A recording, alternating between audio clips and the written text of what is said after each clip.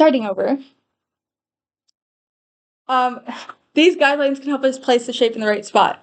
So it says use the origin as a vertex or center of the figure. Place at least one side of a polygon on an axis, X or Y axis. Then keep the figure within the first quadrant as possible. So most of these, we're keeping them in the first quadrant. And then use the coordinates that make computations as simple as possible. So it says we're going to use the origin as either a vertex or the center of our shape.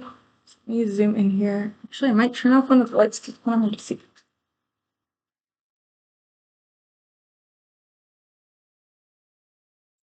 So using the origin as the vertex or the center of the shape. The first line says isosceles triangle MNP with base MN that is A units long. So isosceles triangle like this. It says the base is MN. Isosceles means two sides are the same length. And the base is A units long. So we're going to take this shape and put it on here. So we're going to make a point. This will be the top of our triangle. And then make a line to the x-axis and make that same line to the x-axis like this.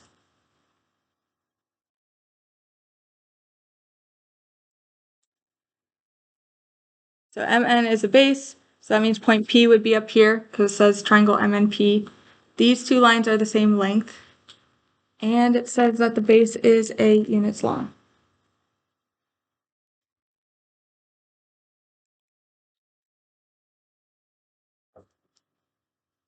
Okay, so now what it wants us to do is actually come up with coordinates for each of those points just based on what we know. So we know that this length is A, and so this would be the midpoint of this side of the triangle. So N would be at 1/2 A, 0. And then for point M, it would be half of A this way. So negative 1/2 A, 0, like that. And then for P, it's at 0 on the x-axis, and then the height here, we don't know, so we'll just choose a random letter and call it V.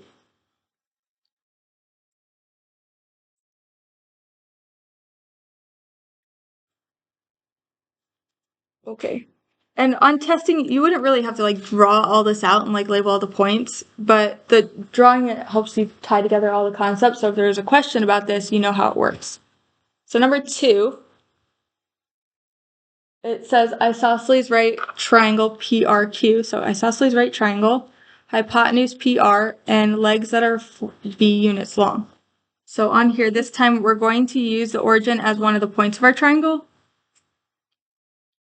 And it's isosceles right, so I'm putting a point here. This will be one side of the triangle. And then same distance from the origin, I'm putting another point. And so this makes the right angle of my triangle. And so this length is the same as this.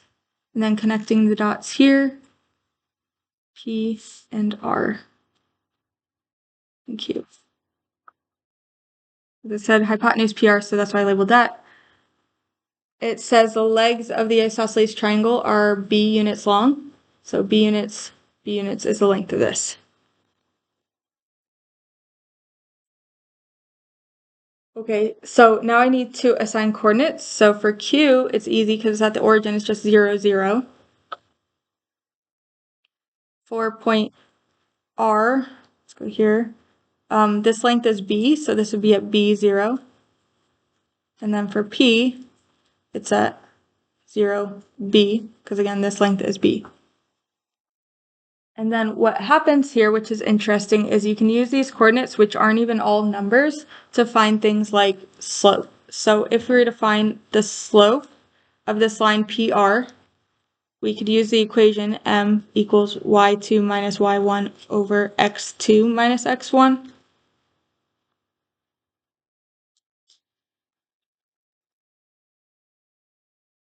And so we have x1, y1, x2, y2.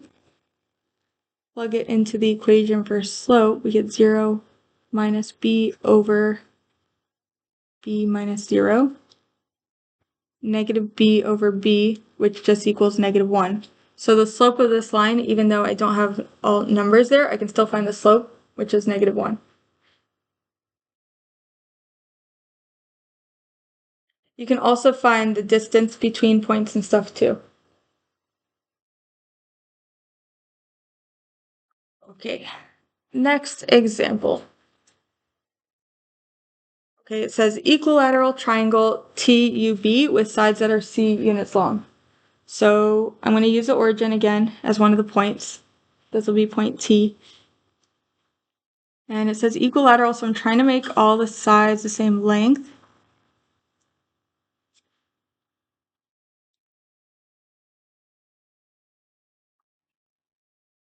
All the same length. This we'll call U, and this we'll call B. And it says the length of each side is C units long. So this would be C units long, C units long, C units long. Okay, and then finding coordinates of each of our points. T would be at 0, 0. B would be at C, 0, because this length is C. And then for U, this would be the halfway point here of the triangle. So this would be 1/2 C. Then for the height. I know there's a lot of smart people in here. Can you figure out how we're going to find the height?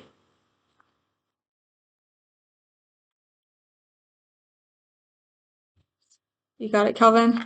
I'm not sure exactly how it would be. Yes, they're special right triangles. You could do that. We haven't gotten there yet though, so I was thinking more Pythagorean theorem. Well, that would help you with, yeah, actually that would, like special right triangle, you could use that 60-degree angle, and then there's certain ratios. But since we haven't gotten that far, we're going to use Pythagorean theorem. So like a squared plus b squared equals c squared, and b squared would be this. So like this would be our b side, and then this right here is 1/2 c. And so we'll use Pythagorean theorem. So like a squared plus b squared equals c squared. And so this would be a squared and b squared. So following me, I'm going to plug this in. 1/2 c squared plus, and yes, this is bridging up to like level 5 style problems, but you guys are with me. So then we have the hypotenuse c squared, which is labeled c squared in our picture. And so when we solve this, b is actually our height here, which is like the coordinate on the y-axis that we need. So we're solving this for b. Okay, so we need to square this. When you square this, 1/2 squared, like 1/2 times 1/2 would be 1/4. And then we get c squared like that, plus b squared equals c squared. That's where we separate the smart from the smartest. Okay, I'm trying to get b by itself. So I'm subtracting 1/4 c squared from both sides.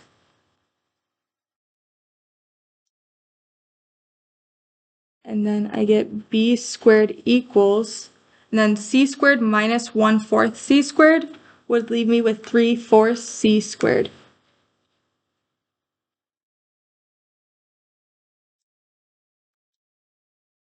Then square root of this side to get b by itself, and square root of all this. So that comes out to, just reminding you of like all these radical rules, square root of 3 over square root of 4 times square root of c squared. Like I just put square root over every piece. b equals square root of 3 over 2 c. Dun dun dun dun.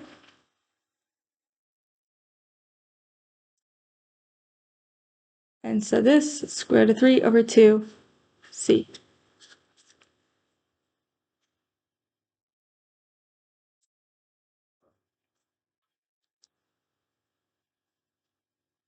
By the way, in my average classes, I stopped here and I just called it a random letter. But in honors, I went this far and some students were really able to follow it. So we were going there. Okay. Okay, next one.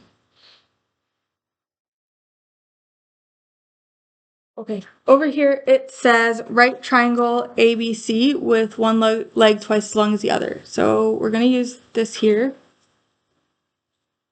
Call this A. And then we'll make this one leg of the triangle. And then the second leg has to be twice as long as the first, so we'll make this one twice as long. A, B, C. Connect the dots. It says it's a right triangle. Here's a 90-degree angle. And then if this is A units long, then this would be 2A units long.